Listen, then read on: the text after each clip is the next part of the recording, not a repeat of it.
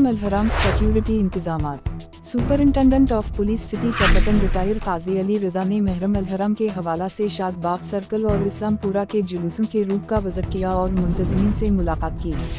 Superintendent of police city ने इस्लामपुरा यकुम महरम के जुलूस के बानी व मुंतजिमीन से मुलाकात की। मस्जिद इंतजामिया ने अपने सिक्योरिटी से मुताल्लिक दरपेश मसाइल से सुपरिंटेंडेंट ऑफ पुलिस सिटी को आगाह किया। इस मौका पर मुतालिका अफसरान और मुंतजिमीन जुलूस हमराह मौजूद। सुपरिंटेंडेंट ऑफ पुलिस सिटी ने शाद बाग सर्कल विजिट के दौरान तमाम अहम पॉइंट्स का जायजा लिया।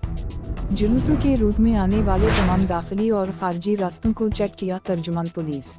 महरम अलहराम के दौरान तमाम पॉइंट्स पर सिक्योरिटी फराहम की जाएगी। Superintendent of police city. Security से मुताल्लिक दरपेश मसाइल को फौरी हल किया जाएगा। जिले इंतजामिया से मिलकर तमाम इंतजामात को मुकम्मल करवाएंगे। Superintendent of police city.